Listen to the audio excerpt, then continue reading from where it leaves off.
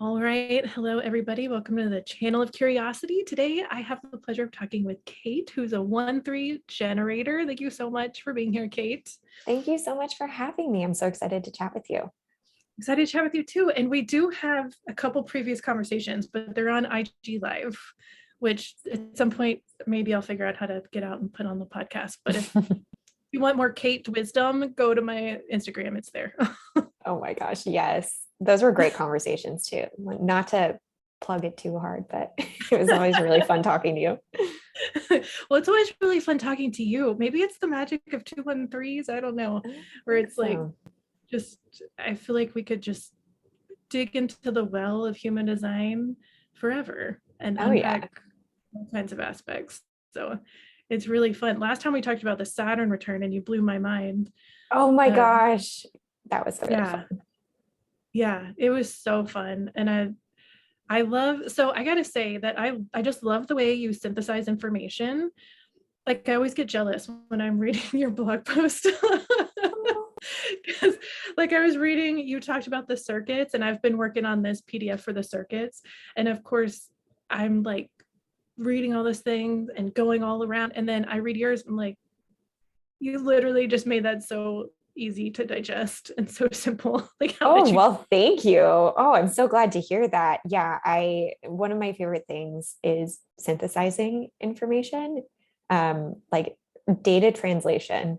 I think that's my core skill set when I get down to it. So taking lots of disparate information or complex things and being able to give, here are the 3 things you actually need to know about it, or at least to get you started. Which is also, I can imagine, challenging for you as a 1-3, where you're like, I want to tell you everything there is all of the time and more. So it's a real practice and restraint to say, okay, I can't give you everything because nobody's got time for that. Here's the core things that at least start here, and then from there you can explore. And there's definitely more, and let me know. But yes, keeping it simple. Yes, the keeping it simple. I definitely relate to that as a 1 line, and I'm learning to fine tune the information as well. And like my mind still felt where it's like, but there's these 10 other things. It's okay.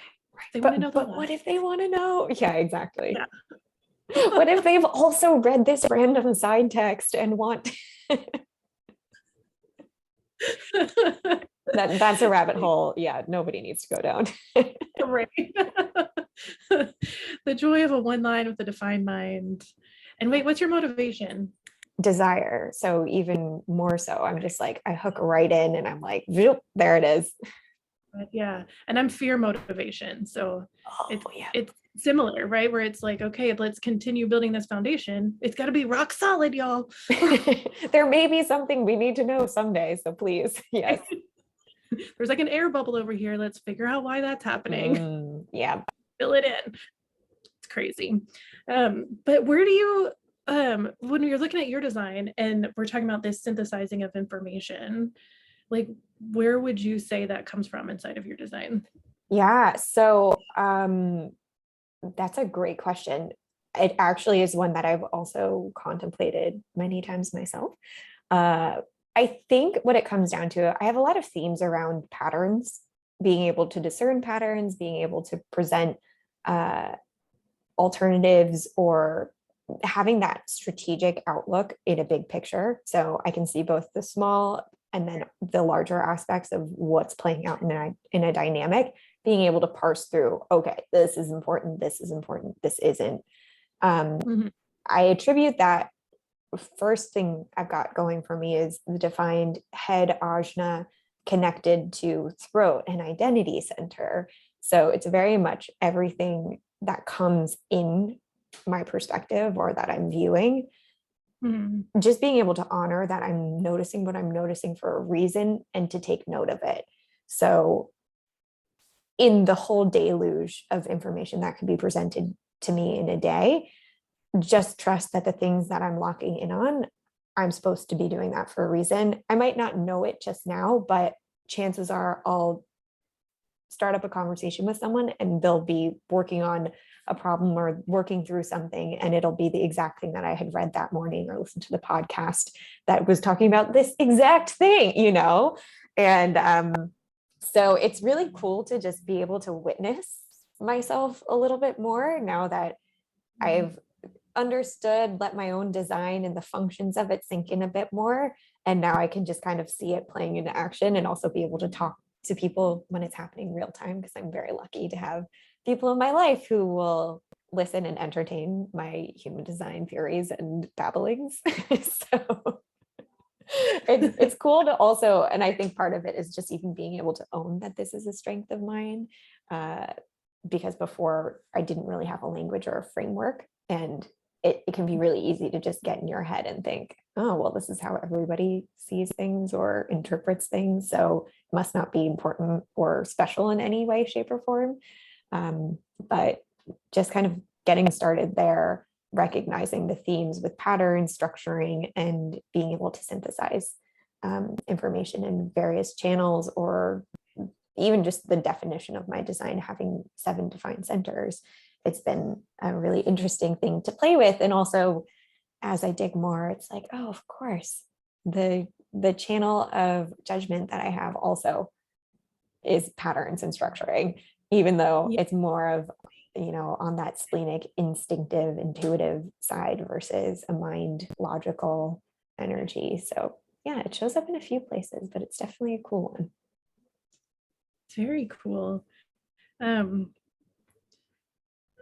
Okay. Trying to decide which of the 12 questions in my head to go with next. Because you talked about the channel of judgment, and I talked to someone on a few episodes back who's a splenic projector, and that's her only channel. So it's just the spleen root and that only channel. And so then I just got really curious just now with your generator energy and your other definition, like that'd be so interesting to unpack how it's different. I mean, I don't know if we really can, because it's a compare and contrast with someone who's not even here. But just having the patterns. So from what I hear with the description you just said, like that channel of judgment, it's like the patterns, is that more in the body, like more in life experience, but then you have the patterns in the mind that's like decoding data and information. Is it kind of like that? Oh my gosh, this is why I love talking to you, because you ask these good questions that would have never occurred to me otherwise. Yeah, so I think that's a really good way to describe it, since you're working with, and of course, I'm split definition. So the area of my sacral, root center, and spleen is disconnected from my head, ajna, throat, identity connection. So it is a little bit of which came first, but I do think that the more I lean into it, and it's more so really following that gut instinct, that just really simply following my strategy and allowing my body, oh, hold on. And my door is open. Sorry. So okay, I hope we can cut that out. Shockingly, she's silent. Okay, great. Sorry. Okay, preemptively interrupted myself. Okay, so I can rewind a second here. I'm just going to pick up. Is that okay? Yeah, right, great. Go. Okay, perfect. So having that split definition where there's the regions of the more instinctive part of my design. So leaning into the fact that my sacral response is kind of pointing out the things that are mine to, with the channel of judgment, we're working with correction and then also joy. So what are the things that I need to notice so that I can pull and tease out what's working or what's not working within that pattern? And a lot of the times it's that gut instinct first, like something doesn't feel quite right here. And then I also have feelings cognition. So it's a little bit like, the energy is off. Something below the surface maybe isn't working.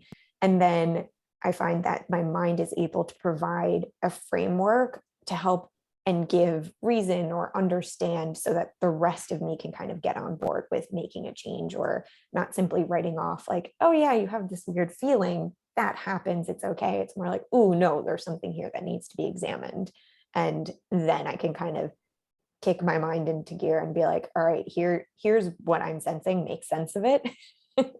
So I find that it works in that way, but it's always kind of a push and pull, because then of course, if I'm thinking about it, that's a projected channel, and it could be, all right, am I misreading my own discomfort as something that's wrong in my environment, or vice versa? So how I play those dynamic outs, it's a lot of questioning, and also allowing myself to get back into my strategy of like waiting for more information to come to me and waiting for something to respond to, versus getting to that mode of, okay, I need to fix something all of the time, and initiating where I don't necessarily need to be. Okay, so I feel like was this really difficult to navigate before you found human design? Because there's a lot happening there. Yeah, well, I almost don't think I was definitely not very conscious that this was even occurring before I found human design. And I think it's been an interesting journey, particularly with this channel. Also, it's my unconscious, it's part of my incarnation cross. So Okay. it does play, it's both my unconscious and conscious earth placements. So it's showing up a lot of places in my life. And I think before I came to human design, it was more feeling like I wanted to make an impact, or I wanted to be able to find my voice to make change, but not really feeling empowered to do so. There's also something to not being able, I mean, there's a little bit of fear involved, but anytime you're pointing out like, this isn't quite working, and I'm sure as a projector, you can relate to that. When it's going from you're noticing, you're sensing something, to actually having the courage to vocalize it and feel that strength just in and of yourself, that this is actually what I'm here to do. And it could be something so small, but feeling empowered to do that. Before I found my human design, it was just a little bit like, I'm constantly putting out fires and I'm not exactly sure why, or if anybody even asked me to do it in the first place. So that's definitely been a huge win personally for me, to integrate that a bit more into the language that I use and the framework with which I approach my life and any given situation, to know, all right, I am noticing what I'm noticing for a reason, and there's something for me to do in this situation. If it's coming to me, if it's coming into my purview, the question is, how do I want to respond, and how can I do so in a way that is both kind, but also not giving into my open emotional and heart center and avoiding confrontation to begin with. Yeah. So that's, or trying to prove something, or trying to prove. Yeah. Exactly. So suffice it to say, that's a recurring theme that comes back in a variety of ways and is a big lesson for me. Yes, that's what fascinates me about your design, honestly, with the 7 defined centers, but then 2 completely open centers. Yeah. And I mean, every chart has this weird dynamic, this weird back and forth, but that one really intrigues me, because you got the 2 loudest ones, I feel like, but to have open where they're yelling at you. But I'm curious first, because we're talking about all this definition, and you just explained it so beautifully, so thank you.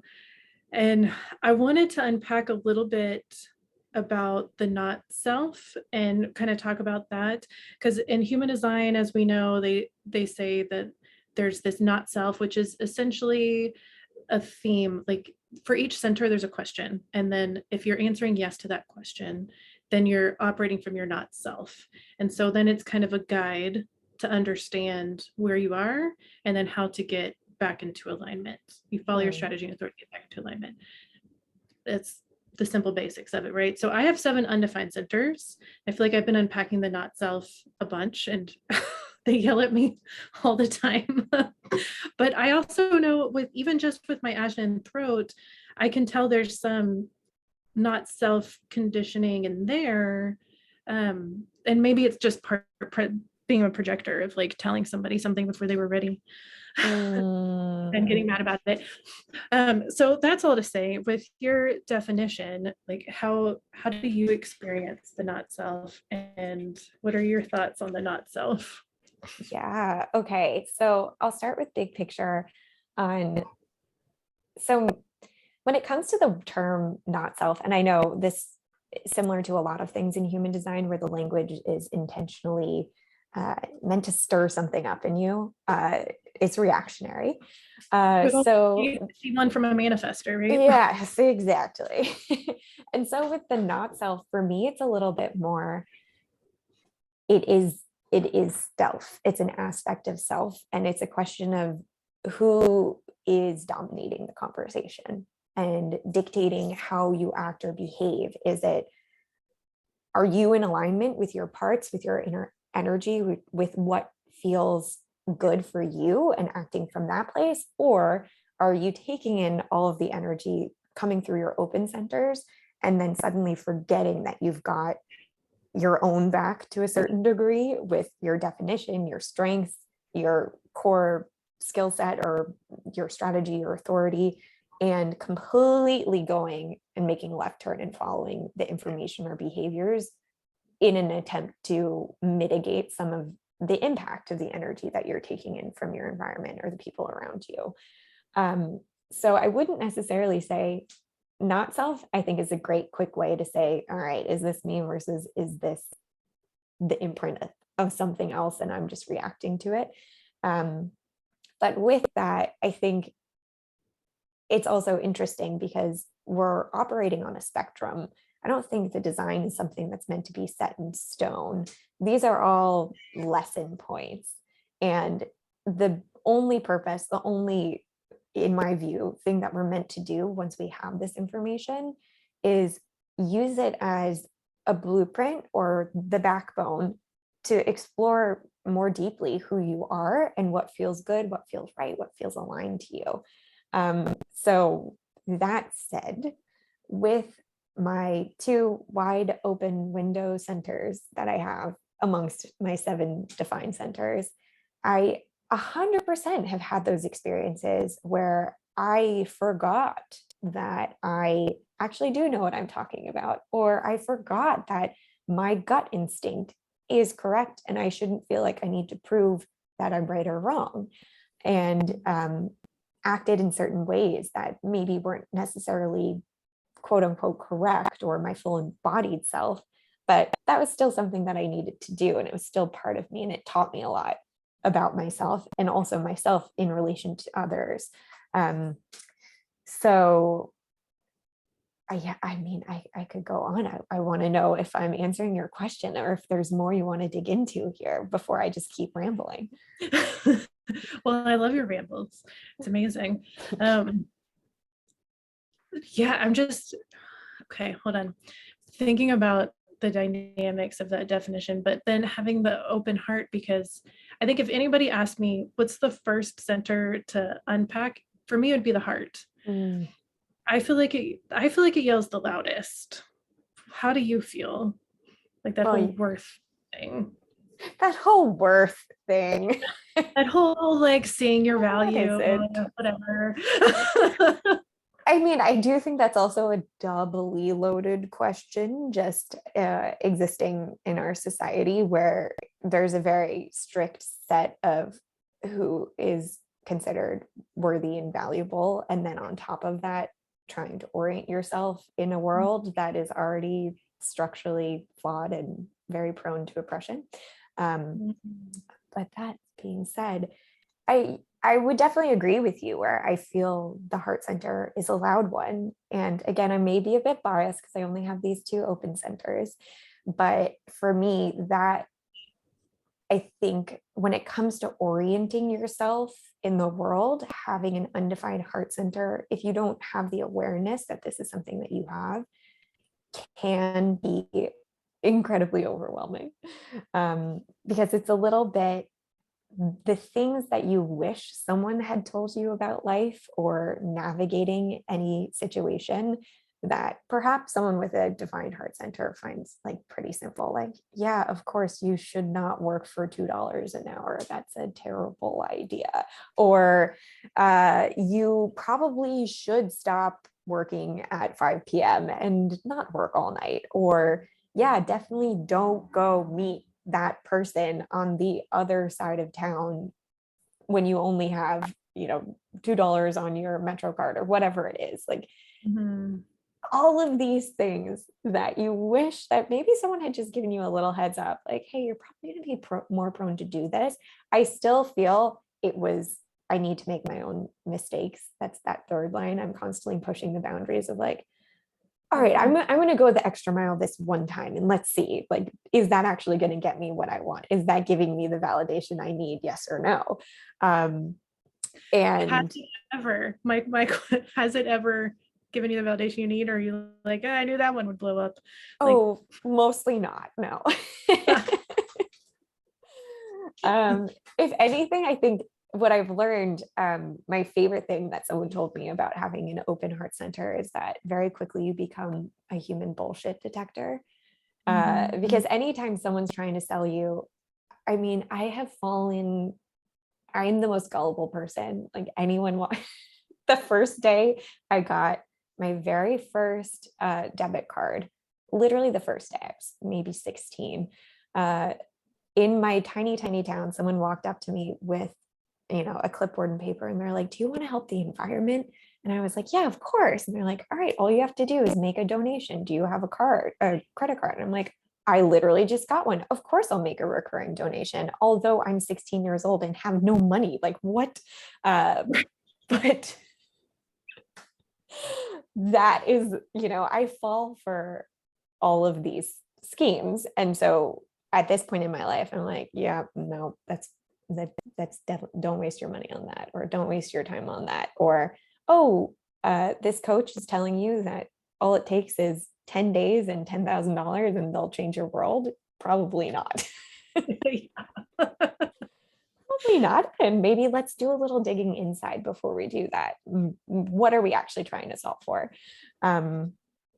So I definitely think that, thank goodness, at a certain point, I learned what it means to give myself that validation, or at the very least to bring a level of awareness when I'm not sure if something I'm doing is a conscious choice or driven more by my unconscious patterning, and the impacts of this openness. Just being able to know, like, all right, I'm still going to do this because I kind of need to try it and see how it turns out. But if it checks X, Y, and Z boxes and answers those questions of, am I trying to prove myself? Am I pushing myself? Am I, seeking outward validation?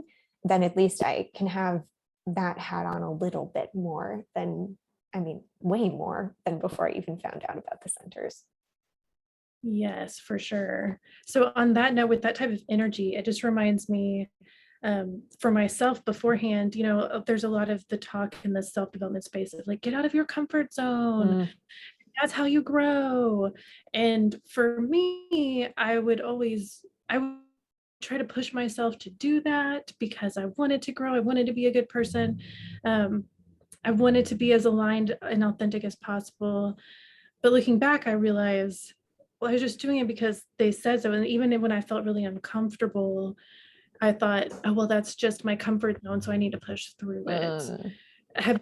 Did you experience that in the past? Oh, 100,000%.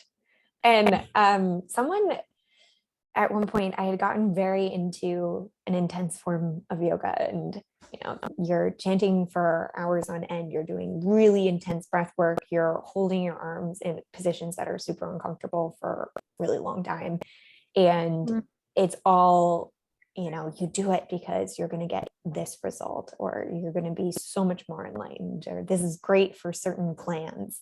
And then eventually, pushing through, you push through.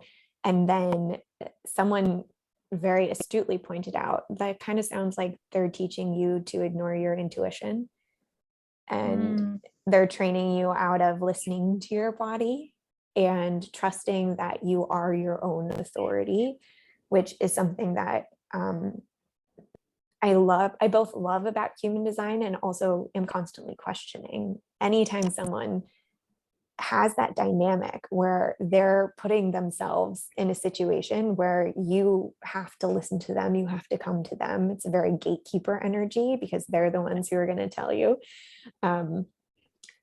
But you can also see how human design gives you the language to say, actually, no, that doesn't feel aligned to me. Or that may be your interpretation of this dynamic, but that's not how it doesn't feel right for me in my body.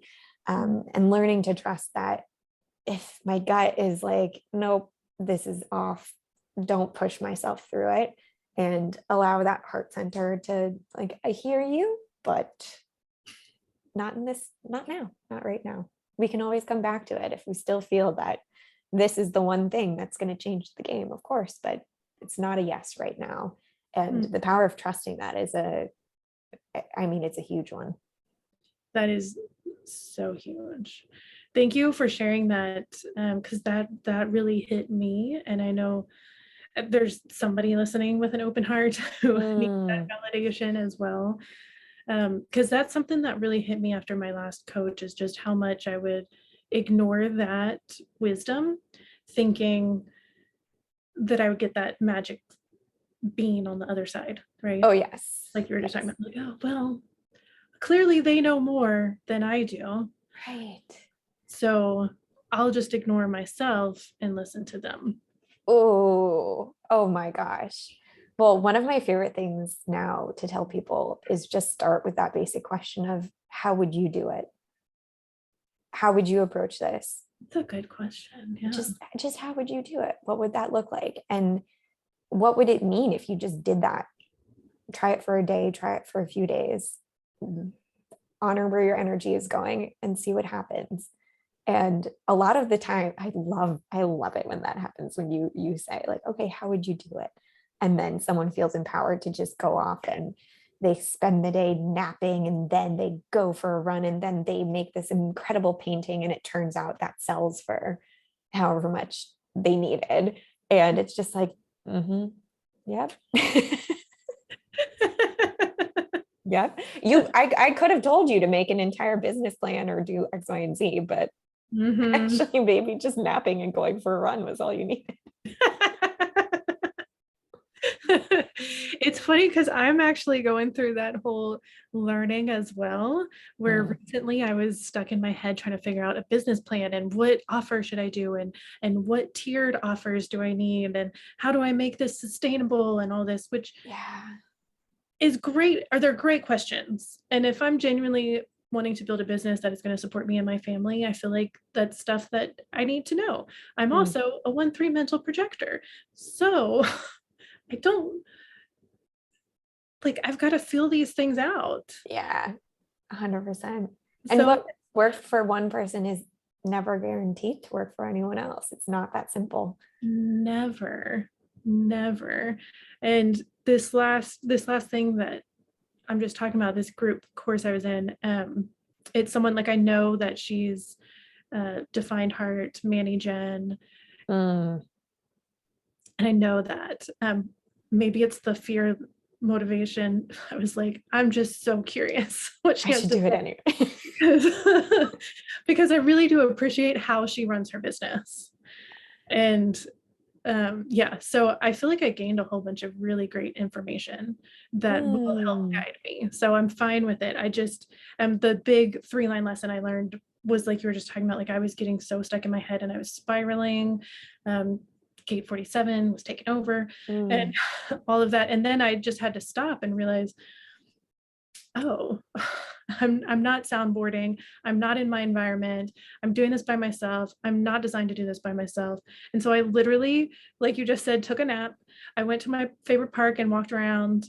And then I got on live on TikTok and started just talking to the people that were there, and then got a bunch of ideas. I love that. Also, what a great Gate 47 example, where it's like the second you stop looking at it. It's so annoying because I want to look at it and figure it out. Yeah. It's like, let me stare at you somewhere, please. Like, I just know that if I keep analyzing it, the answer will appear. I know. Oh my gosh. It does not. It never does. Spoiler alert for anyone listening. It doesn't.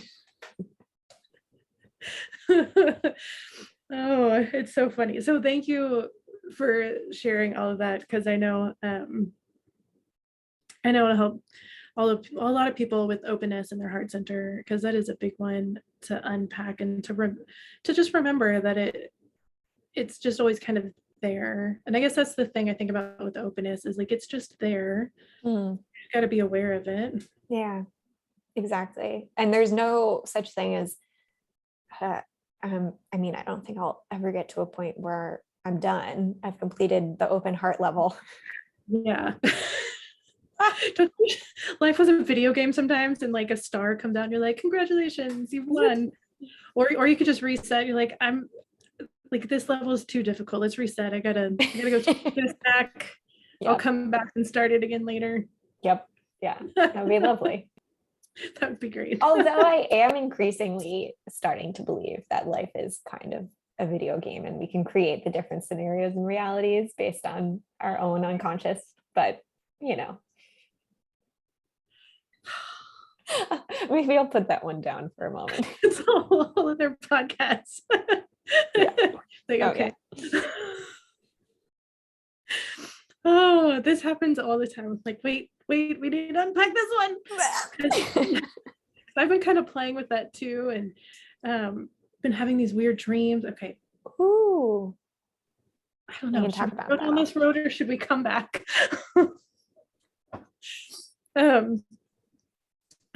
We'll come back. We'll make it a teaser.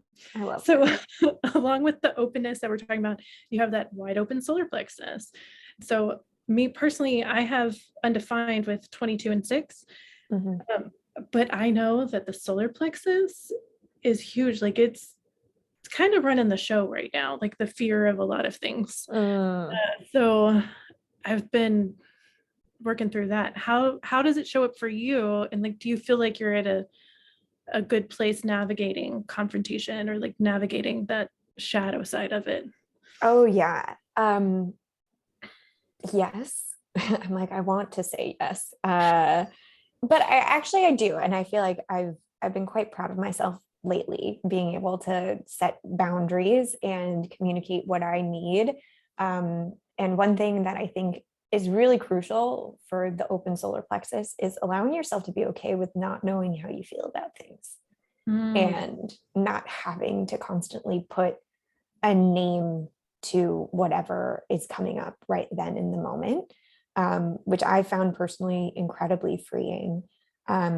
Also, from an astrological point of view, I'm a Cancer sun rising, and I've got a full first house stellium. My Mercury's in Cancer, my Chiron's in Cancer, everything is right there. So when it comes to the emotional landscape, I am very aware of the fact that I'm an incredibly emotional being, but that's more so the lens through which I view the world. I'm thinking and taking in information based off of, well, how does that feel for someone else? How does that feel for me? What is who is this going to nurture or nourish versus who is this going to leave out in the cold? Those kind of things. It's just the way I see the world. And so when it came to understanding the open solar plexus, it took me a while to level with that idea that maybe the things that I'm feeling aren't always my own emotions, because I held so tightly to that. Like, what are you talking about? I'm an incredibly emotional being. And I still would say that I am. But being able to also not intertwine my identity with my emotions has been really, really powerful and helpful.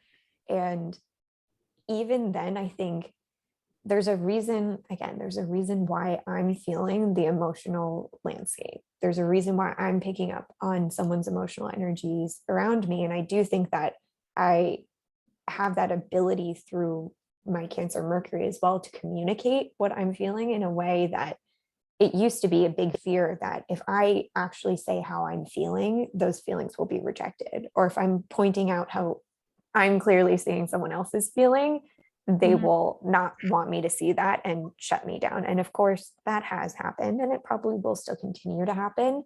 But I'm better able to give myself that validation that it's okay and I'm not in control of other people's experiences or primarily their emotional experiences or their outcomes, which makes me much more able to have those more challenging conversations where I'm saying, this is what I need, or this is what I'm feeling, or this is a boundary that I need to set. And I can't constantly be showing up and saying yes and catering to your every need also through the heart center, because then I'm emotionally drained and not able to show up for myself.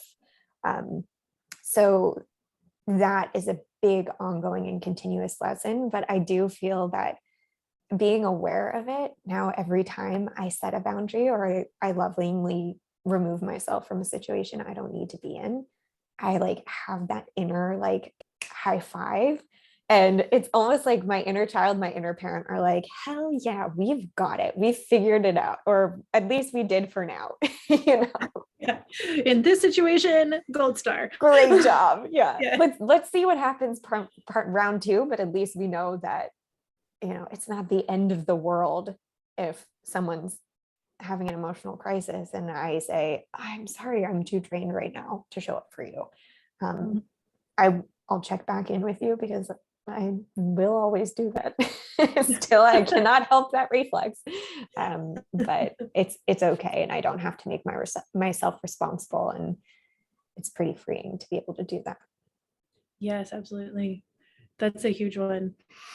Well, and even by putting up that boundary, that I'd imagine that's great for both of y'all, because if that person is emotionally drained, well, then they need to ride their wave anyway. They don't, you know, they need the space to do that.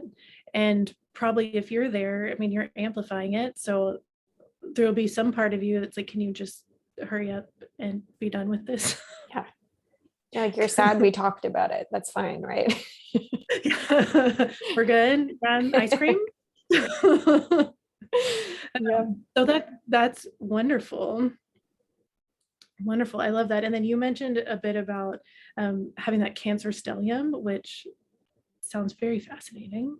I have a Libra stellium myself, I'm figuring out, which is making so much sense. And I love that.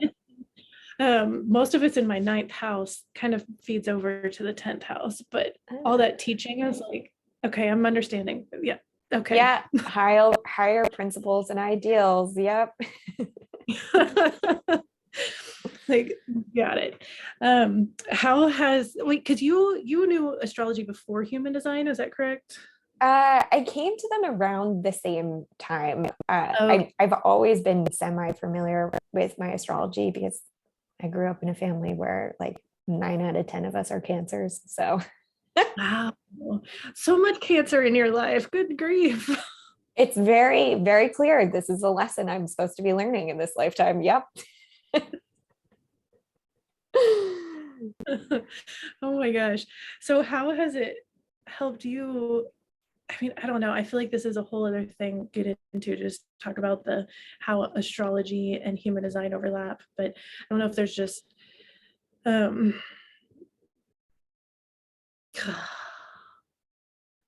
focus. 12 questions. How has this helped you? Because I know one thing you talked about when you figured out what gates were inside of the signs, and then I started unpacking that as well, and then that helped me to just really see what was going on and to understand that gate on a little deeper level too. So can you speak to that a bit?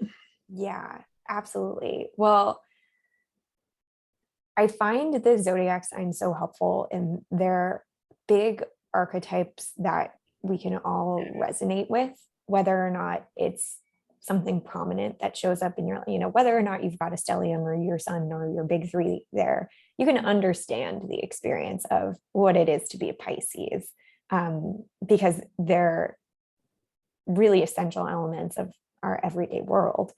And so understanding that, coming then into the elementals involved of the I Ching gates, and it again just provides so much more layer and depth to what is trying to be explained in a very simple term, to say it's a gate 58. It's very simple, but it's actually incredibly layered, or there are 10 different ways to look at it or to go about it. But so for me, I'll say I have my sun, Cancer, sun and rising, and my sun is in gate 52, which is the gate of stillness, and the mountain. And so I actually think that gate 52 has been an incredible lesson when it comes to navigating all of my openness, really, because it teaches that wisdom of when to act and when not to act. And to understand, when am I rushing because I want a feeling to be off my chest, versus when am I really holding and getting curious and holding space, but not necessarily throwing myself into fix thing. Again, that's a big theme, throwing myself into fixing things. And so I just found it so beautiful to be able to have also that additional language of the I Ching and that gate to know, okay, this is what it means. Because in the Cancer archetype, the rhetoric is primarily, there's a crab for a reason, because you need to set a firm boundary, because inside there's a gooey soft center that really is working to build a foundation around what matters most to it. And so if you can think of the mountain, it's like, all right, figure out and lock in on the thing that really means something to you. And then, go wild, move as much as you want or as little as you want. But just being able to create a container, I found so useful in thinking about the different dynamics and interplays of the language surrounding these energies. The energies are what the energies are. The language that we use to describe them is always going to be somewhat limited, because that's just the nature of language. It's trying to describe something that can't be described. Right. But either way, being able to see the nuances through the lens of human design and notice what Cancer gates my Mercury is versus my Earth placement versus my Sun placement, and how that teaches me about a different aspect of myself, I think has been such an incredible gift. And being able to dig into that and have the luxury to, follow my first line rabbit holes on all of these various areas, has really deepened my relationship with myself. Oh, that's beautiful. I love that. And that's the whole point of this, right? To just love yourself more and to see yourself more and acknowledge that. I love that. Yeah, I know. I'm like a big Cancer season hug too. Yes. So, okay, with gate 52, you just had your birthday like last week then?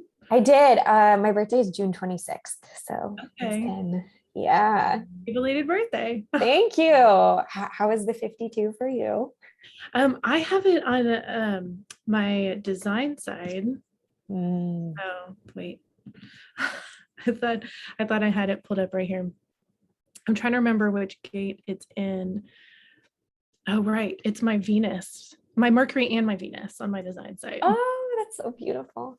Yes. So I just started this podcast series with my friend Janelle. We talked through the transits, and so we were talking through gate 52. So I was trying to pay attention to it yesterday, but it does make sense, because there's a lot of times in my communication where I'll stop for a second and like hold, wait for the timing. It's like as soon as I said that, my whole system shut down. It's like, yeah, let's stop. Yep. Root center is like, not right now. But I think it's a beautiful gate, and I love the imagery of the mountain. I feel like that makes it so powerful. So yeah, but that root energy, that one's been interesting to unpack as well, because mine's undefined, right? So that whole being in a rush. I think between that and someone said Virgos in general are like, they can see the big picture. So I feel very much like, I think it was Violet and Charlie in the Chocolate Factory that's like, but I want it now. Oh, yes. Yeah. It's like, here's the success I see, but why is it not here? Mm-hmm. I can have it now then, yes. Mm-hmm. Yeah. And the rest of your body is like, no, come again later. Like, we've got to do a few things first. Like, no. You can at least set a very firm intention, direct that energy that way. Yes. Working on that. Okay. We are coming to the end of our time. That's part of why I'm like stopping for a second, because thank you so much for unpacking a bit of the astrology aspect of it. I know that you have so much good information on your blog and some great guides if people want to dig into a little more. And I also have a guide in my shop separating the zodiac gates, or the zodiac signs, and the gates that belong inside of those designs. So either way, if someone wants to dig in a little deeper, you got 2 1-3s to choose. We've got you covered. We have much depth, much knowledge. Oh, yes. Okay, well, I very much want to respect your time, and so I just want to check in. Is there anything else that you'd like to share, or anything before we head out? Oh my gosh. Yeah. Like, you can't ask a generator an open-ended question like that and expect me to not keep going forever. I know. I realized as soon as I said it that I was going to ask something else, and then don't tempt me with a good time.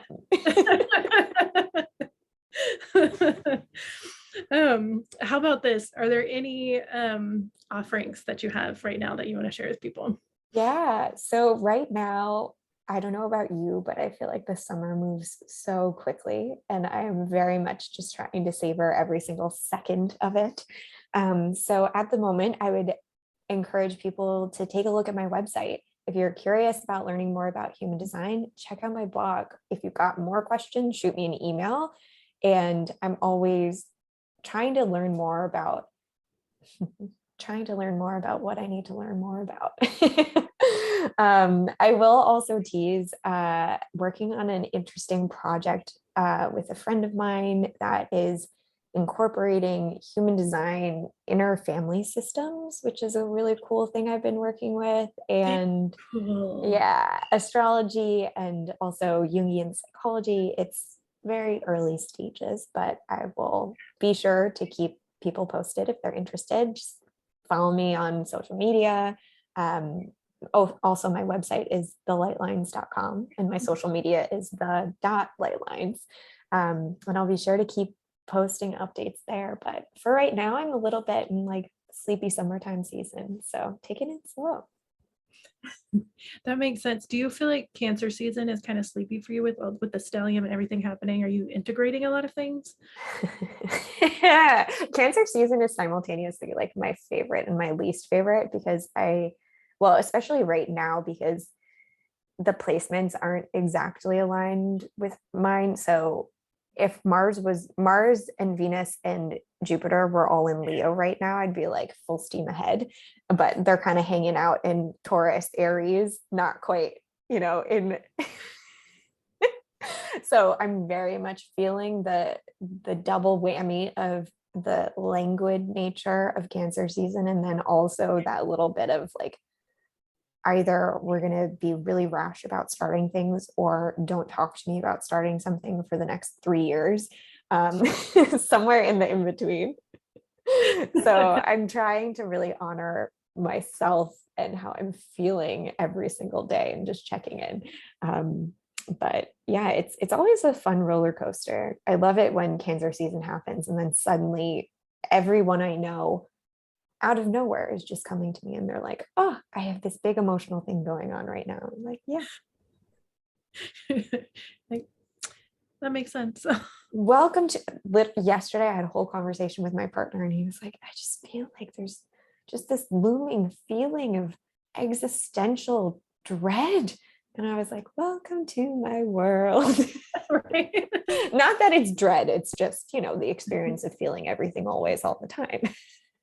Yes. Yes. I know when I was taking the train, I'm like, well, we just moved into gate 53, so how does that play in? And all of that.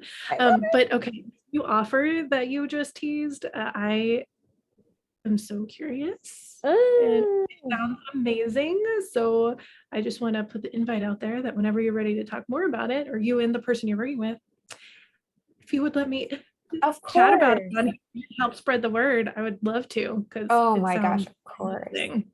Yes, absolutely. Well, awesome. So we look forward to that. Well, thank you again. So check out her blog and her Instagram. Her Instagram is beautiful, so informative. So it's all good. Thank you so much. And thank you so much for having me. It's always such a pleasure to talk to you. Absolutely. I had so much fun. Thank you.